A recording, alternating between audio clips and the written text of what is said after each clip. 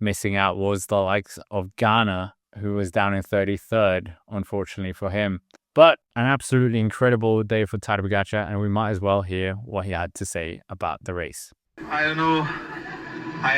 When I crashed, for a second I thought it's all over because I had to crash in Imperia just before the most important part of the race is not ideal, and but luckily I was quickly back on the bike and not too much damage to me or to bike a little bit. But then I saw my team, Florian and Felix.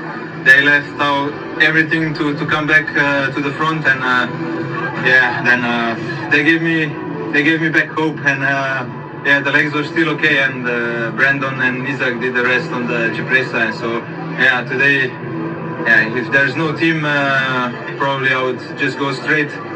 I would not go right in Cipressa, but straight to the finish line. Did you get more hope seeing that Mathieu van der Poel was also not at his best on the Poggio? Yeah, I mean, when we were turning, I was really happy. Everybody worked, and but it was a bit headwind, not ideal like last year, and was a bit harder in the middle part. And then when we hit the Poggio, was better wind this year for Poggio, so I tried to go all out there, but I was ideal would be to go alone, but Tom Pitcock was really strong, and also chapeau to Mathieu. He did amazing race also. So but in the end, me and Tom, we came together, and I was lucky in the sprint. How confident were you to beat him in the sprint? Yeah, I don't know, because Tom is really fast guy.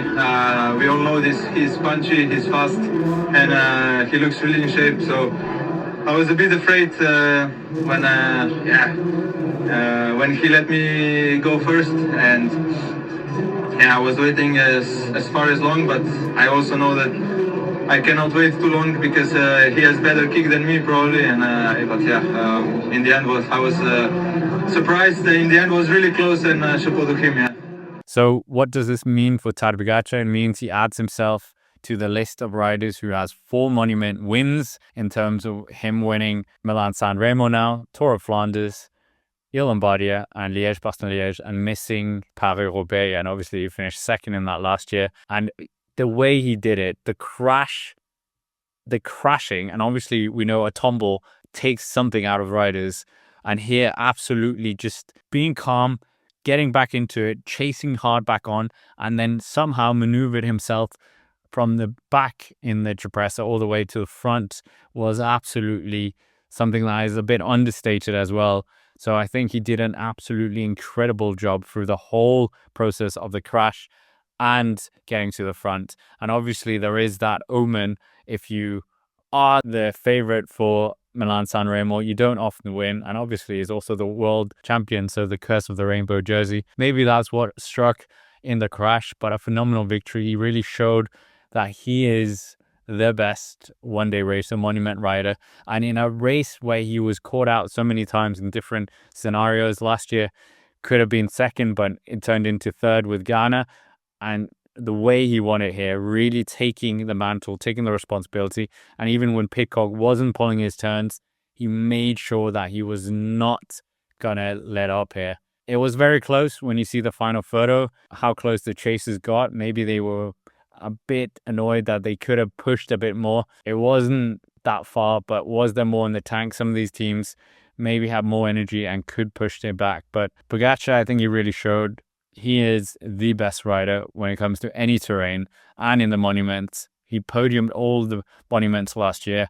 This is his first monument, or second if we're counting Strada, and winning it is absolutely impressive. Doing exactly what Wout van Aert did, winning Strada and winning Milan-San Remo. Okay, it was a bit different circumstances there in 2020, but I think Pogacar, at the start of the year, he said this was one of the key targets, and then execution to perfection. And even them using Del Toro on the Cipressa was quite a neat little trick to use him as a foil and make it harder for some of the riders to come up and get around to, basically chase him back. We all knew the Cipressa attack was coming. He had the crash and still made it happen. And I think it's very hard to say something and then achieve it in this sort of race of Milan-San Remo.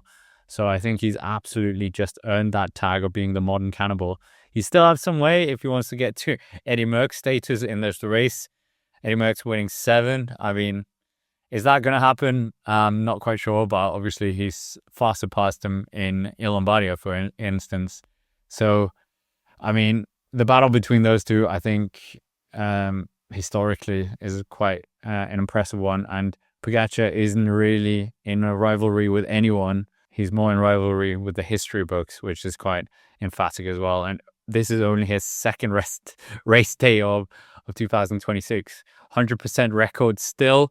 So I think that was very impressive. UAE Emirates as a whole did a very good job with them losing Jan Christen and also not having Tim Wellens and Jonathan Myers at the start line. I think is another feather to their cap as well. And the way that they got Pogacar back and dictated the pace at the front as well. Even Doma Novak played his part. So I think it was an incredible victory for Tadej. I think he will definitely hold this to high regard. And yeah, wow. But in terms of the other riders, Tom Pidcock, obviously a great move by him to get there. Surprised that he even stayed up here.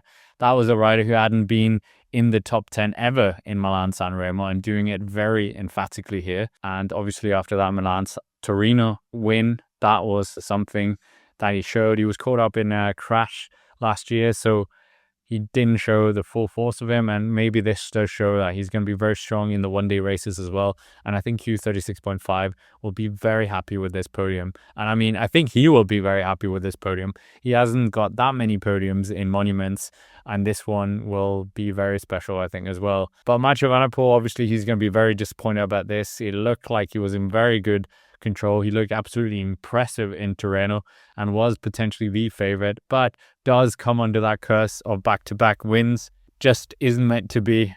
Since Eric Zabel in 2021, we haven't had a back-to-back winner. So unfortunately for him, not the case this time. Did kind of fight back there, but just, yeah, something went wrong. He was caught up in the crash as well, it seemed, because he was chasing on at some point. But yeah, something really went wrong for Mathieu van der Poel today. He's going to be very disappointed about that. And some other, teams that would probably be a bit disappointed. I think in that second group, Gregoire maybe, even debutant Tobias Lohan Andresen might be a bit, disappointed. Ghana as well. He looked like he was in a good position at some point.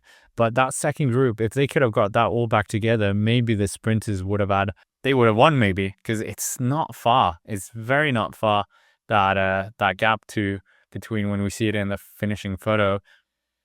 But yeah, it's kind of like could have, would have, should have at this point. Tadej Pogacar takes the win.